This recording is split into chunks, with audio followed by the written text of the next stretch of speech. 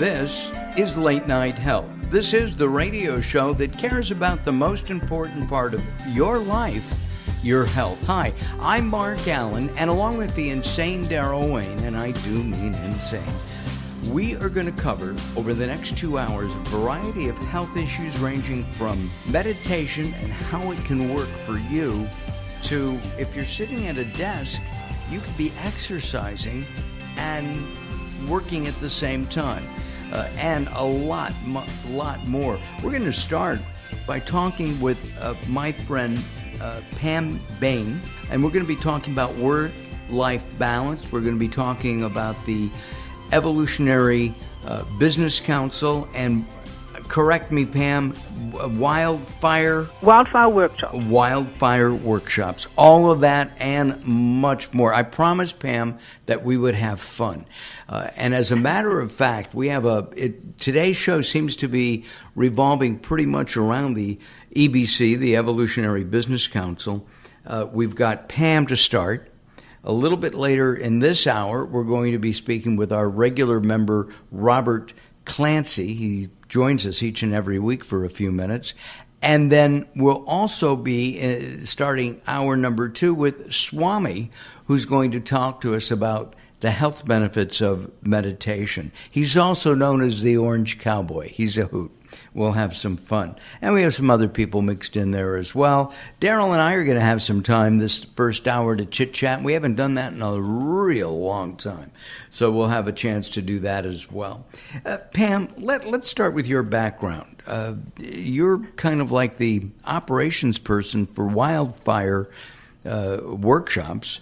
But you do so much more. And I've fortunately had a varied past, so I have all the skills required.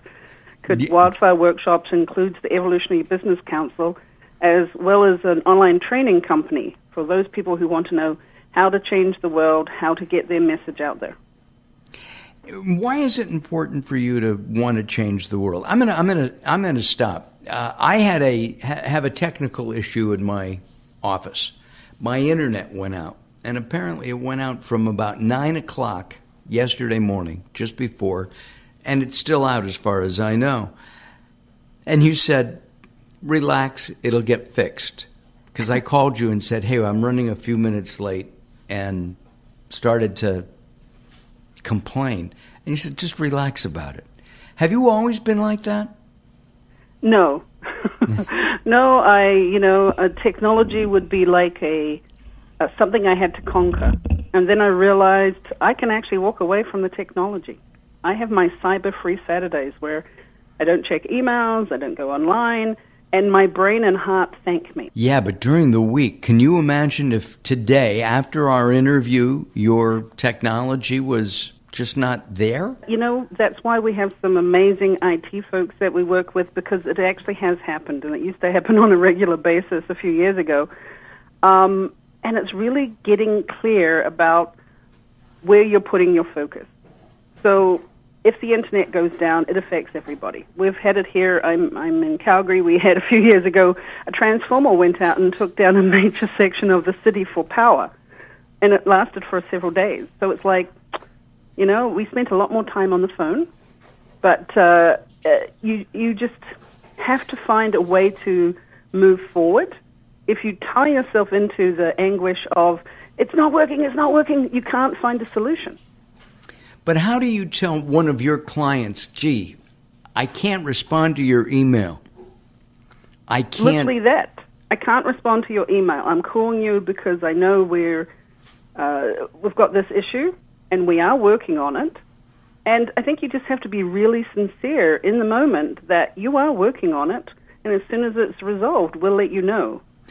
You and Teresa and Charmaine, and I'm just trying to think of some of the other key members of EBC. Well, we have Harrison Klein. He's been on the show. Collins Brake, Marilyn Suttle, Joel Young. They're actually, several of those people are either board members of the EBC Council or past members. You are Joseph from way up in the boonies of Canada. Yes, he's in Winnipeg. In Winnipeg, yes. Terrific guy. I actually roomed with him when I met all you guys about 2.5 years ago, and was thrilled. I was a little bit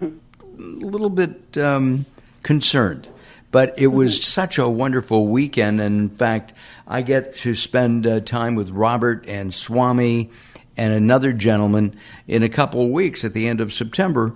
We're all getting together for a workshop down in the Oceanside community. Yeah, that's going to be a lot of fun. And it'll be a lot of fun. All right, let's forget about that. Let's talk about Pam. You're an author as well? I'm working on. Well, I'm one of these people. I have many projects on the go, so I probably have 3 books in my head. It's getting it from the head and onto the paper. So I'm working with someone to get the first book written, or completed, I should say, called The Enlightened Gypsy, because I've traveled and lived and worked my way around the world. But you're from Canada? New Zealand originally. New Zealand? Yeah. Oh, okay. And how did you get to Canada? Well, I went to England for a few years and lived and worked in England and traveled around Europe. And then my sister and I said, well, we don't want to go home to New Zealand because we knew we'd have to get, the typical job, the typical life. So we decided, let's go to Canada for a year. 34 years later, we're still here. Wow. Amazing. 54 years, did you say? 34. 34. Okay, I added 20 years to your age. All right. Yeah, well, thank you. I look good then for 70-odd. Work-life balance. You just mentioned something. You said you have cyber-free Saturdays. Correct. And it's... And that's part of my letting go of the technology, because I'm thinking of the Lord of the Rings where he says one ring to rule them. Right. If we allow the technology to rule us, there is no peace, not in my world anyway. So you have to actually, for myself, is to give up that technology. Plus, I think of it as life-work balance, and that's a shift. I used to work 7 days a week. As an entrepreneur, that's very common. Yes, it is. I still work 6 days, but I look for more time for me in the work week, as well as my Saturdays. In working that way, in dropping a day of work and just having a Pam and family day. Yeah. Do you feel that that's a healthier aspect, both mentally and physically? Yes, because my brain can rest, because we forget how much information is being poured at us. What is it? I read a stat once that someone in Elizabethan times, there's more information in the New York Journal than they would have in their whole lifetime. Yet, what's in the New York Journal, we're getting stats shoved at us several times a day. Plus all the updates that come exactly at the same time, right? I remind people you can actually turn your phone off. You don't have to get the notifications. I have a set time. Because personally I need that so that when I am out with friends, I can be with friends. I'm not checking my phone. Do you find it rude when you're out to dinner or in a meeting, they say, oh, I'm sorry, I've got to take this call? Not rude, but I can see how it takes away from the moment. Like if we look at those exquisite moments of being with friends, of connecting with people, because we're humans. We do need that connection. It makes me smile when I connect with people. It does interrupt that flow. But it's also, you have to accept people where they are. That's where they are in their life. I used to be them. And still occasionally, if it's, not Saturday, I will have to actually step away and take a call because it's business.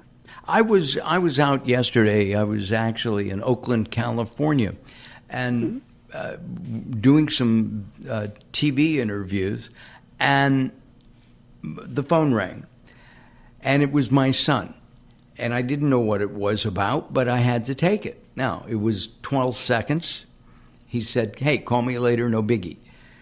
He knew I was working. He had forgotten that I was out of town. My point is that I try to limit those when you're with somebody else. Mm-hmm. But there are times when, as you said, it's business. And you have to do something, right? Yeah, and also when you look at it, I live on the other side of the world from where I grew up. Most of my family's in New Zealand, some are in Australia. I've got friends in Singapore, England. You have friends all over the world. I know Yeah. So if one of them phoned me, I'd want to pick it up because it's the importance of that connection. But it's learning how to let technology enhance your life versus being ruled by it. Well, I'm telling you, I've got an idea for you, and that is book number 4 is Cyber Free Saturdays. There we go. There we go. Maybe we'll do that one together.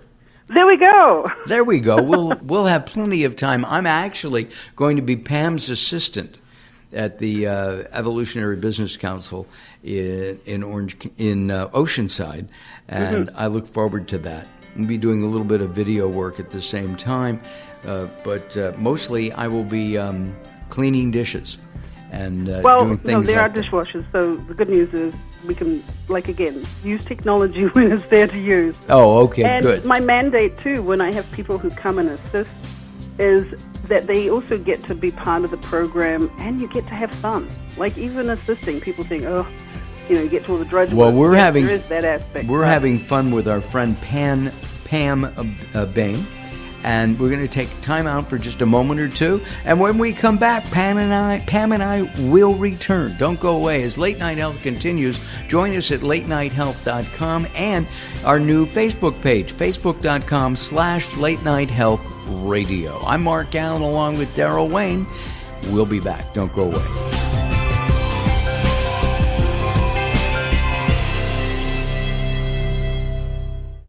Welcome to Guide to the Soul. This is Robert Clancy. The greatest bridge you can cross in life is one that connects your heart with another's. Giving of yourself is the ultimate gift of receiving. Love bridges the distance between any two hearts, even if that expanse is between here and heaven.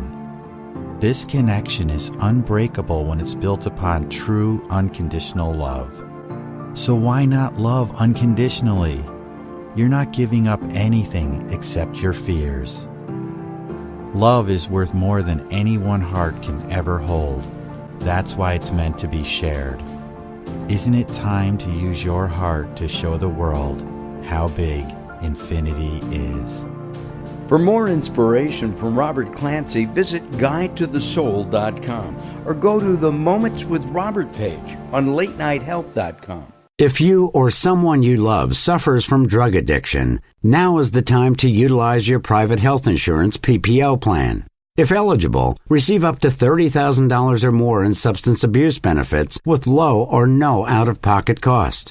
We are the National Treatment Network, the premier drug and alcohol treatment referral service operating 24/7. We help connect you with facilities nationwide that accepts PPO private health insurance for substance abuse. If you have PPO substance abuse coverage and you need immediate admittance to a medical detox or residential rehab treatment center, call us now. Call our live referral helpline today. The call is free. This program is not available to Medicare or Medicaid customers. Call 800-296-1252. 800-296-1252. 800-296-1252. That's 800-296-1252.